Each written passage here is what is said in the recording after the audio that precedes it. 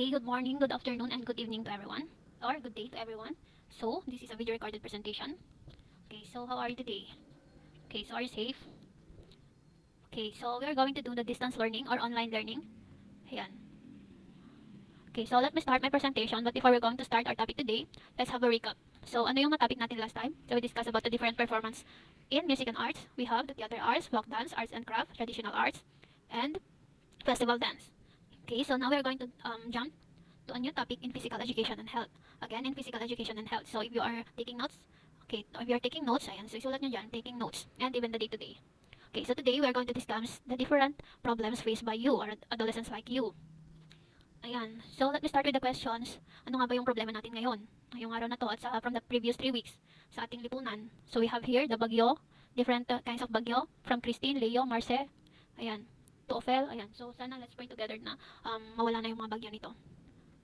Okay, so these are the problems na-experience natin ngayon as a whole, province of Philippines. Ayan, ngayon, tanungin ko kayo, ano yung mga problema ninyo sa sarili ninyo or problema ninyo on your personal?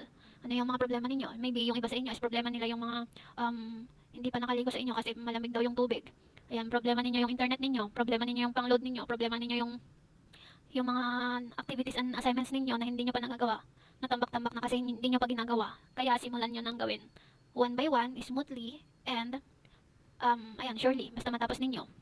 Okay, so ngayon, we're going to mention some of the problems na na-experience natin or nakakaharap ng isang adolescence. Okay, so let me start with, okay, so ito muna yung pag-uusapan natin ngayon. Ito pala, ang pag-uusapan natin ngayon ay tungkol sa, okay, sa kung ano ba ang ibig sabihin ng adolescence. Sino ba yung mga kabilang dito? Ayan, so yung phenomenon din ng puberty stage, yung body image, yung emancipation. Okay, so malalaman natin kung ano yung mga tumamaya. Even yung mga risk behaviors and mental health, sexuality, bullying, and peer pressure, and sa tabuan ng discussion natin. Ngayon, ano ba yung adolescence? O sa inyo, isulat nyo dyan, your activity today, November 14, is what is adolescence? Sa inyong pagkakaintindi or pagkakaunawa, ano ba sa inyong adolescence? Pagkatapos kung may-explain ito, kung ano yung adolescence, ayan, gawin nyo naman, magsulat din naman kayo ng essay nyo kung ano yung pagkaintindi nyo sa adolescence. Yan, so iti-check ko yan when the class is resumed. Ayan, so ang adolescence is kayo, the age of 13 to 19. Ayan, so it can be ranged to a boy or a girl. So sa mga babae, nagsisimula sila sa the age of, I mean, both and boy and a girl, nagsisimula sila sa adolescence at the age of 13 to 19. Ayan, so adolescence, ang ibig sabihin nun is at your teenager, nung teenager tayo. If you are 13 hanggang sa 19, then you are adolescence person. Ayan, so ang ibig sabihin ng adolescence is yung transition o yung pagbabago sa mula nung bata tayo hanggang sa naging adolescence na tayo or naging teenager na tayo. And it is also the period of evolution, of cognitive evolution. Yung ibig sabihin ng evolution ay yung pagiging pagbabago and paggradual na pagmamature ng ating mga pag-iisip, ng ating nararamdaman, even sa social natin, sa physically din natin. Nagmamature din tayo sa iba't ibang aspeto ng buhay natin. So we have the different kinds of aspects of life natin. We have the cognitive, emotional, social, spiritual, physical, and what else? Yan. So you can respond to me, dagdagan ninyo. And even the period of readaptation, formation, and identification. Dito din kabilang yung kung saan, from the different environments natin, ay makaka-adapt din tayo from our family, outside our home, sa mga friends natin, sa mga simbahan natin, sa school natin, and sa mga pinupuntahan nating lugar where we can adapt things. Ayan, so one example is we can adapt from a person. Ayan, kung ano yung skills na, yung talents niya, yung kaalaman niya, pwede nating ma-adapt for our own, adapt natin para may-apply din natin sa sarili natin. And we can also form our own original version of ourselves. We can form in a sense of, in our decision makings, we can form through our creativity, through our ideas, through our knowledges, and we can also identify which one is good or bad. Ayan, dapat alam na natin yung malalaman na natin yung mga maganda at hindi maganda. Ayan, kung ano yung dapat gawin at mga hindi dapat gawin. Ayan, ng isang adolescence na katulad natin. Okay? Another one na kabilang dito is yung pagbabago sa physical mo. May pagbabago din naman sa lalaki, may pagbabago sa babae. Ayan, so it has just different changes for both girls and boys. Okay, so let's go with the phenomenon of puberty. Okay, so when we say puberty, according to Erik Erikson, ito yung pagbabago na nagsisimula sa ating biological changes. Again, according to Erikson, ito yung pagbabago na nagsisimula sa ating biological changes. And when we say biological changes, it has something to do with biological.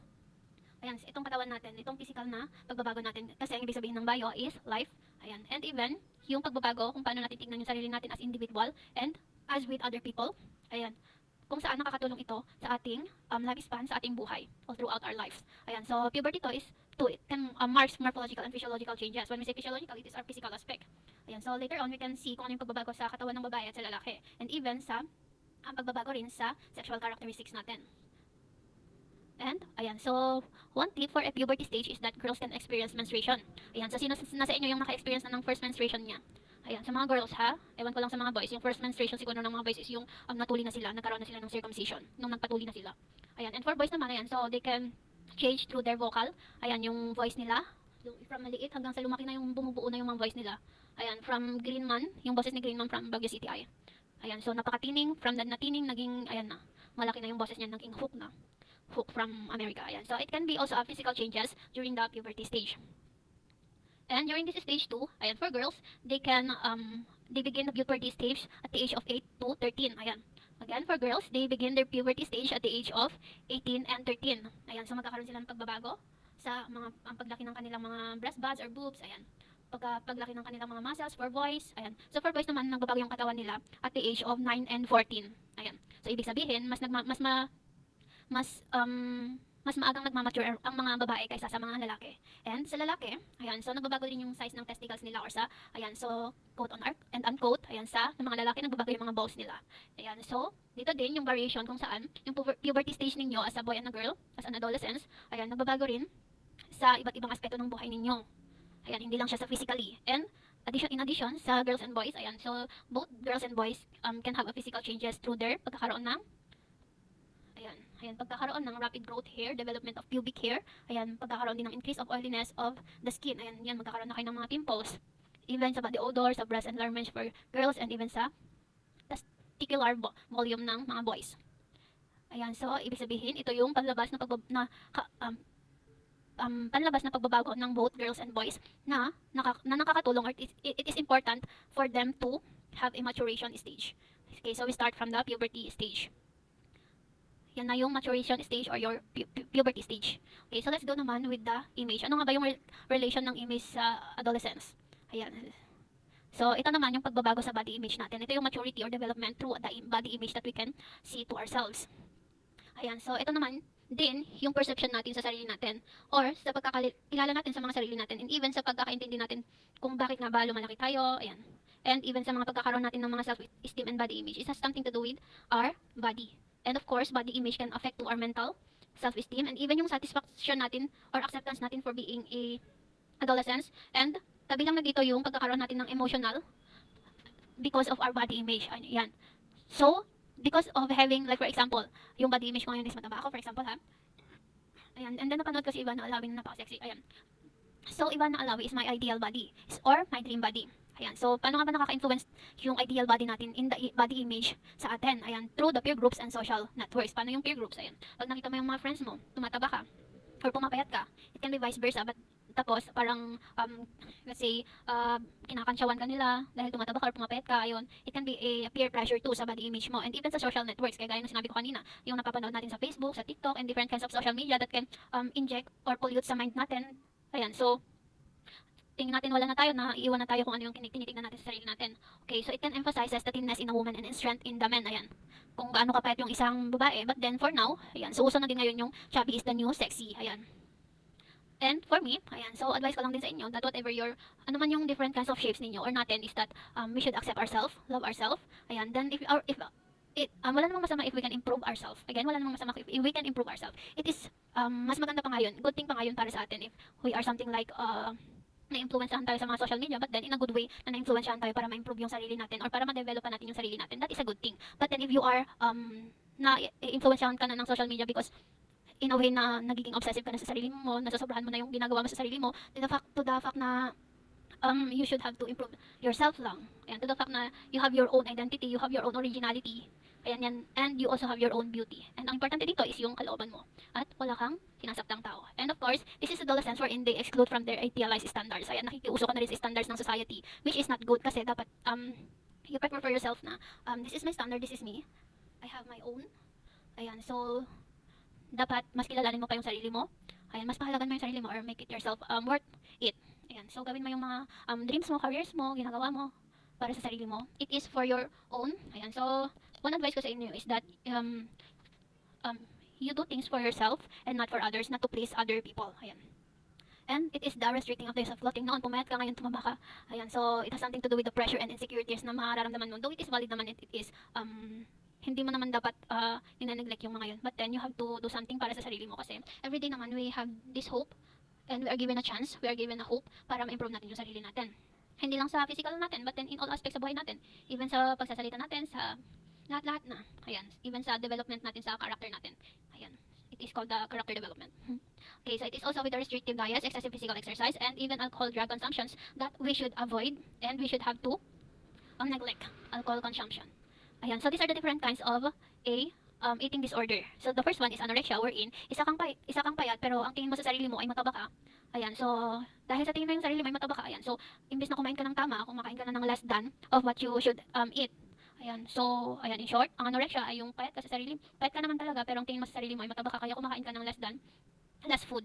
Ang ibig sabihin naman ng bulimia is yung magkakaroon ka ng eating disorder where you eat high food. Ayan, so dito naman yung mataba ka pero uh, I mean yung payat ka, yung mataba ka pero ang tingin mo sa sarili mo ay payat ka. Ayun, so dahil payat ka, ang tingin mo sa sarili mo ay payat ka, ayan, gusto mong kumain ng maraming pagkain. At ang vigorexia naman, ito yung obsession mo sa muscular body, excessive exercise and potential use of mga proteins, pampalaki ng muscles, pampalaki ng mga puwet or boobs, ayan. Yung obsession mo sa muscular body mo. And even, ito rin yung isang eating disorder, we have here the binge eating wherein you're going to eat all you can, eat lahat ng gusto mong food, but then later on you're going to ilalabas mo lahat yon. Ayan, you're going to puke it all, lalabas mo yon. Ayan, the reason why you're going to eat all the foods that you want because you want to satisfy yourself with the different foods, di ba? Minsan ganun tayo, may mga hinahanap tayong pagkain, ayan, gusto nating kainin. Ayan, so ito naman yung binge eating, you are going to eat the foods that you want, but then later on ilalabas mo siya. Ayan, so those are the different kinds of eating disorder. Now we are going through emancipation. Emancipation wherein you wanted to be free, independent. Ayan, so from the transition of reliance on family to seeking independence. Ito naman yung feeling mo, kaya mo nang mapag-isa, you want to isolate yourself, you are independent. Gusto mong mag-explore sa iba't ibang lugar, sa physical mo, sa iba't ibang kultura, to our socials, ayan, and even sa mas gusto mo pa yung mga kaibigan mo kaysa sa family mo, ayan, and even sa you are seeking for longing for a friends, socially, biologically, and emotionally, and you worries, doubts, and insecures too. Ito yung under the emancipation or magkakaroon ka dito ng mga insecurities and pagbabago sa mga emotions mo, especially sa mga girls, ayan, so feeling mo you can do it alone, but then I always advise you that no man is an island, so we are not still dependent. Kahit nga ako sa ngayon, I am 20 plus na, pero I'm still dependent sa mga parents ko. I still need their guidance, I still need their advices. Ayan, and in any moral supports, ayan, they are my support system and powerhouse to my family. Ayan, so sana ganun din sa inyo. And of course, these other different risky behaviors in mental health. What are those? So we have here the discrepancies. Ito yung mga nangyayari kapag nagkaroon ka ng mga emotional issues. Let's say for example, nagkaroon ka ng broken hearts, pinagsabihan ka ng masamang words na nasaktan yung puso mo or yung damdamin mo, kaya or hindi ka naintindihan ng isang tao, pinubuli ka or nadidiscriminate ka, nane-neglect ka, ayan yung discrepancies na nakakaapekto sa emotionals natin. And even sa school natin, ayan, so yung sometimes yung mga parents natin, they are so strict, ayan, they are so authoritative, ayan, na kung minsan nape-pressure ka na rin, and dapat naka-high standard ka lagi. Ayan, so these are some risk behaviors na pwedeng makaapekto when we are getting mature. Ayan, so in the future, it can also reflect to us. One example is that one parent is so strict to his son, and then, dahil sa takot ng son niya na mapagalitan siya, one time, ayan, imbes na maging totoo yung son, nagsinungaling siya para hindi lang siya mapagalitan. So that is one effect of being a strict parents. Ang ibig kong sabihin dito, dapat bigyan mo, if you are going to be a parent someday, ayan, dapat bigyan mo din ng kalayaan yung mga anak mo para makapag-desisyon. Yan, bigyan mo din ng distance, konting distance ng mga anak mo pa for their self-exploration. Ayan, so I'm also telling you this because maybe some of you has these strict parents, but then you always have to be reminded, alalahanin nyo lagi that it is for your own good. Whatever yung way nila para i-discipline kayo, you have to understand them because it is all for your own good. Dahil pag naging nagmamature na kayo, pagdating ng panahon, maiintindihan nyo na.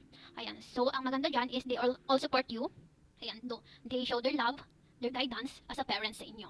Ayan, so yun yung way on how to cope up with this risk. And one risk to sa behaviors is sa clinical, sa physical natin or sa health natin, on our nutrition. That includes our eating routine, the violence that we can do because of the behaviors, the sexuality, the mental health, and the use of alcohol drugs. One example of the use of alcohol drugs that can change your behavior is that kapag nasobrahan mo uminom ng drugs, or alcohol I mean, ayan, so syempre wala ka na sa sarili mo, kaya nakakagawa ka ng bagay na wala din sa tama. Ayan, so one example too is the consequences na ginagawa mo as your behavior. So it can be through an individual, family, or social aspects. Ayan, so always remember the golden virtue about the consequences. Ayan, so do unto others what you want them to do unto you. Or gumawa ka ng mabuti sa kapwa mo kung gusto mong gumawa yung kapwa mo ng mabuti sa'yo. Ayan. So let's stick with the positive and not with the word karma. Ayan, slash na natin yung karma. Let's go with the golden virtue. Okay, so this also, we're in. Ayan, so ang risk behavior din is a disruptive, it can be through a disruptive experiences. Paano? Kapag naka-experiences ka ng mga, like for example, tragedy, bullying, abuse, and any means of pananakit, ayan, so it can also lead us to something like sadness, fear, embarrassment, trauma sa sarili natin and even sa low esteem natin, and until magkakaroon na ng, the worst thing is that the suicidal thoughts wherein it is not good and we should avoid, ha. Huwag niyong gawin to. Always remember, kapag may nakaka-experience tayo ng mga difficulties, challenges, problems in life, ayan, so, kanino tayo hihingi ng tulong? Of course, kay God, through prayer. Ayan, through prayer. And, okay, so sexuality. Sexuality can also be identified with our gender, with our expression, or sexual orientation. Ayan, so kung babae ka, dapat babae kang gumalaw, babae kang manamit. Kung lalaki ka, dapat lalaki kang gumalaw at lalaki kang manamit. If you're a father, then act like a father. If you're a mother, act like a mother. Ayan, so, but then it is our choice and decisions. I want to emphasize here of being a biblically related, that if you're a girl, dapat girl ka lang. If you're a boy, be a boy. But then, again, it's your choice. Ngayon, kasi meron naman tayo ngayong choices and freedom. Basta ang mahalaga, ayan, it is we put or display love to each other at wala tayong sinasaktan ng ibang tao. And bullying too can affect us in our behavior. Paano po? Because kapag nabubuli tayo, mostly nga yung mga nabubuli, sila pa talaga yung nabubuli. Ayan. Because bullying can lead us to something like emotional, physical, and mental effects. And it can also lead to suicidal tendency, mostly sa mga teenagers. And this is also with the use of exaggerated electronic media.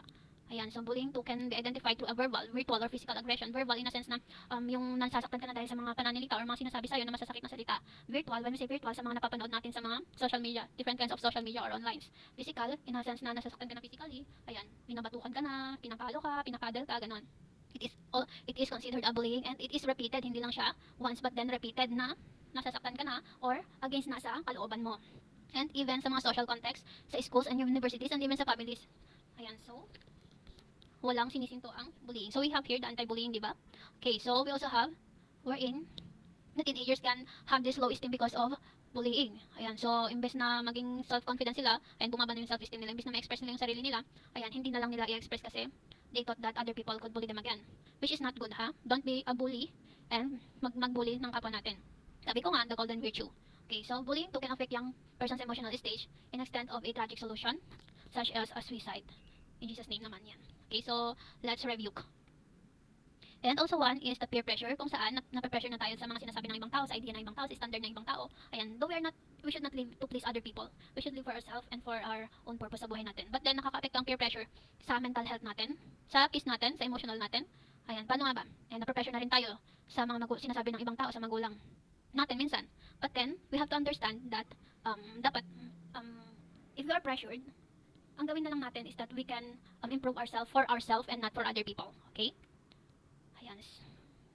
So, in peer pressure, you have to find your circle of friends, the good circle of friends. You have to attend sa mga churches, ayan, seek an advice from professionals and elders that can give you an advice as pieces of advice. Ayan. And you can also read books, read motivational, inspirational videos, musics that can help you to enlighten your mind. Ayan. So, it has something to do with our way kung paano natin i-cope up yung mga bagay. So, next meeting, we are going to discuss kung ano yung mga bagay na makapagbibigay ng solution sa mga problema natin. Okay? So, that will be a discussion next session. So, for now, let's end this, and I hope you learn and safe. Okay? Okay, so this is the conclusion. So, it is about the encompassing physical, emotional, and social aspects too. Ayan. And even with our establishing ourselves, ayan, mas kinikilala natin sarili natin sa lahat ng pagbabago sa katawan natin, sa sarili natin. Problems that include anxiety, depression, body images, issues, bullying, and academic issues can be a problems that we can face sa life natin during adolescence or puberty, or even sa mga future na stage natin. And we can also face challenges as a teenager and overcome them through different kinds of resources that can support us. Like for example, the educators, parents, mental health professionals, na sinasabi ko kanina. And of course, by addressing these issues proactively, also, tulungan natin yung sarili natin. Kasi at the end of the day, walang makakatulong sa atin kundi tayo lamang at ang Panginoon. Okay? So goodbye and keep safe everyone.